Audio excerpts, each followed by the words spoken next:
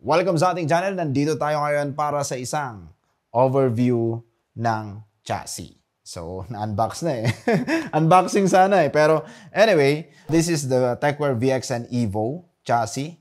I-inspect natin, kikilatisin natin. First time natin itong mabuksan. So, everything, all of the reactions will be very, very raw.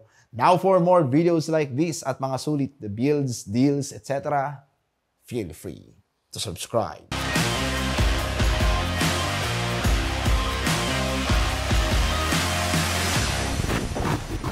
This video is brought to you by SCDKey, the best website that you may visit in terms of very affordable deals and best offer para sa application softwares, games, and yes, operating system.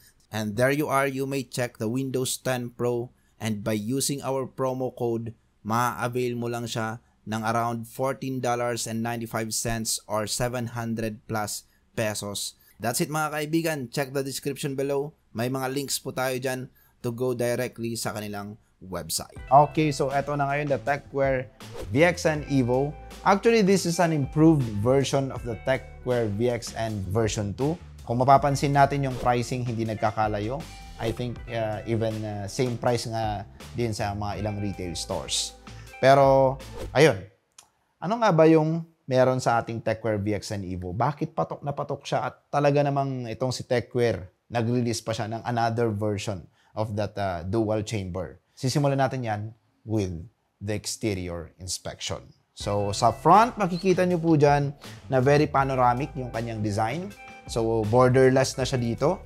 From tempered, going to this part, front, side, seamless. Wala siyang border. With the previous na versions, merong border dito. Ito, panoramic yung design. So, mas na-display, mas na-showcase kung anong laman sa loob. So, it's a very good move actually, done by Techwear. Since most of the motherboards nowadays are micro ATX, and bang for the buck motherboards, components are micro ATX, settling down with a dual chamber na ganito is a very good idea. And Techwear is doing it well. They are doing well so far. Kaya naman ang dami na rin mga, alam nyo na, mga ngayon lang narinig na brands na gumaya na din. And then going to the top, nandito naman ang kanyang power button. So napaka-snappy ng kanyang power button. Nandiyan yung reset button, tapos RGB button pag sakaling yung motherboard na ginagamit natin, dahil ang target market talaga nito is bang for the buck PC builds. Kung walang ARGB headers yung motherboard, you may just use this switch. And of course, the USB 3.0, and meron siyang USB 2.0 at saka headphone jack. So, ayan po ang kanyang side and ang kanyang likod. Makikita nyo naman dyan na meron ng mga pre-installed fans. At the other side, baka iniisip nyo, very restricted ang kanyang airflow. This comes with cutouts para dito naman ang kanyang intake. So, same din dito sa may bandang power supply. Meron din dyan cutouts, vent holes, para kahit paano makompensate pa rin yung kanyang ventilation inside. Hindi siya totally restricted. Ganda. Pagdating sa weight, hindi rin siya masyadong mabigat. At the same time, yung kanyang tempered glass na ginamit, it is hindi naman din manipis. It's still a standard 3mm tempered glass. So, ayun, buksan na natin. So, to open this, how? Am I doing it right? Wow. Okay. So, medyo mahigpit siya dahil bago lang. So, ibig sabihin talagang wala tayong ka-idea. This is also my first time. And ang kagandahan sa kanyang tempered glass is hindi siya purely tempered. Meron din siyang metal dito for the frame, para maiwasan din siguro na mabasag, especially if you are trying to remove the side panel. So inside, ayan po, it's compatible for 360mm radiator, top, front, and 240 dito sa kanyang side. Triple fan sa bottom at saka triple fan din sa kanyang top. And meron siyang pre-installed fans, meron siyang dalawa dito sa harap at saka meron siyang isa sa likod. All fans are ARGB. And then, ayun, napakalaki ng kanyang cutouts para sa motherboard. So, hindi na rin big deal dito kung may rubber grommets or wala dahil nga nakatago naman yung cutouts for routing the cables. Okay, so what I appreciate is yung clearance. Despite na micro ATX ito, this is compatible for most of the triple fan video cards. Pero still, you need to check the dimension before you will buy the video card for this chassis. So this TechWare VXN Evo is a dual chamber, and most of the dual chamber chassis is napaka generous pagdating sa mga clearance. Hindi big deal masyado ang clearance pagdating sa mga ganito. Dahil nga wala naman nang install na fan sa pinakaharap, mostly it will be at the side. At the same time, ang naging issue lang minsan is dahil nga dual chamber, especially kung mga bang for the buck chassis, is yung clearance lang pagdating sa CPU air cooler. Kaya medyo maging maingat tayo. Pag bumibili ng CPU air cooler at dual chamber ang binibili mo, micro ATX yan, inspect mo.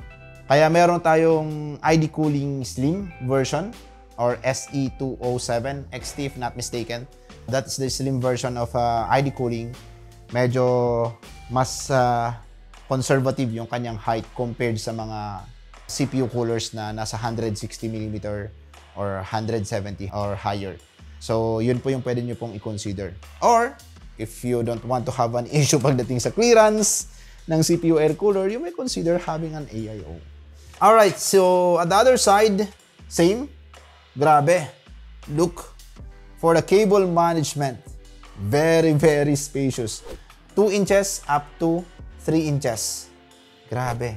Napaka-spacious para sa cable management. Pero actually, this part is para na rin kasi yan sa power supply. Pero the fact na meron siyang 2 inches clearance here for cable management, that's very, very good enough para sa mga cables natin. And here, nandyan din yung mounting para sa SSDs, hard drive. If you want to install hard drive, meron din dito. And you can install up to 2 hard drives and couple of SSDs. Dito pa lang, 1, 2, 3, tatlong SSD. So, sa ngayon naman, it's mostly NVMe na rin. So, SATA SSD and HDD carries are not so big deal na rin sa ngayon. Pero, still, if you want to, meron siya.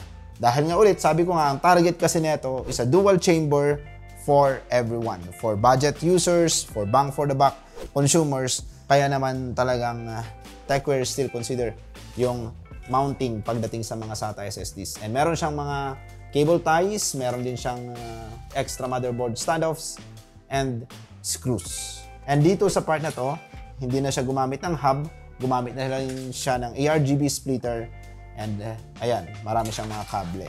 So, I prefer ARGB splitter nowadays. Dati-rati, hub is good, pero kung mga ganitong lineup, I prefer na mag-settle down na lang pagdating sa mga ARGB splitters. Tingnan na nga natin kung kayang buksan din tong Tapos nabasag, no?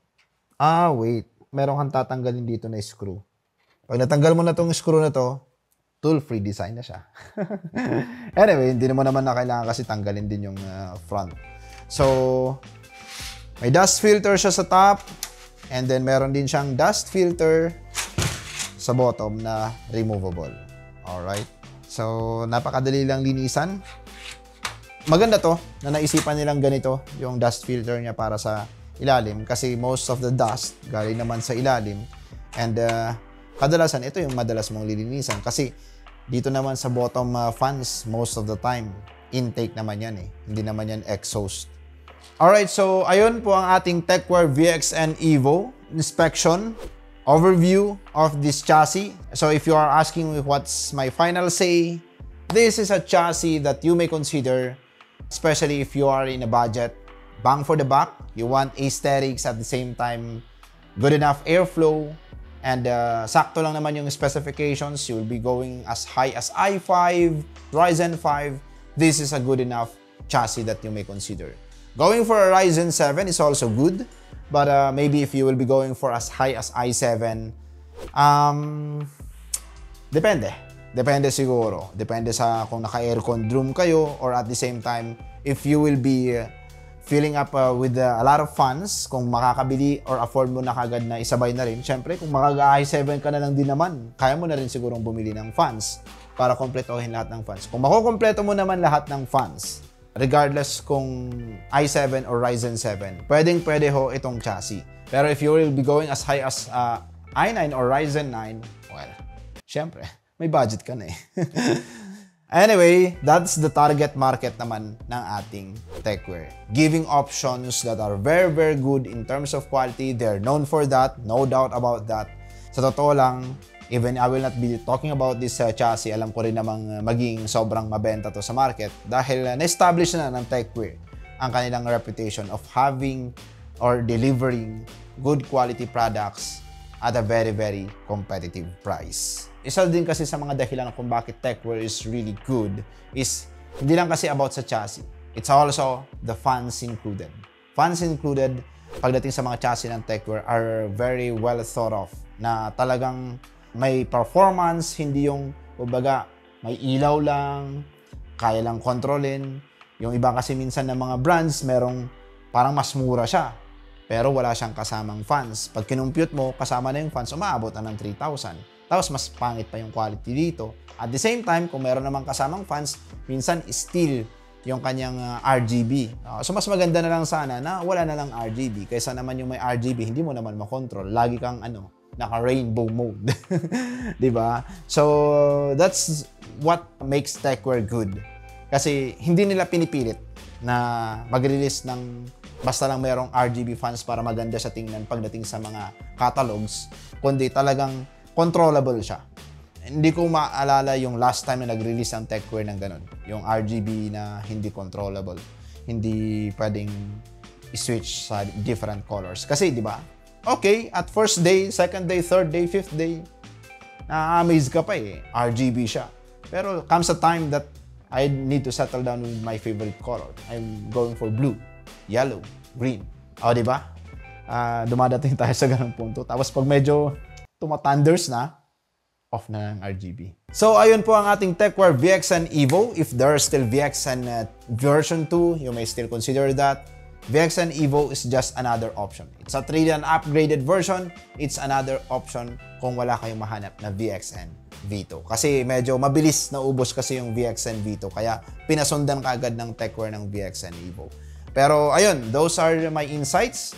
Those are my inputs. You have the reasons to consider this, and you also have the reasons why you should not consider this. Now for more videos like this, feel free to subscribe.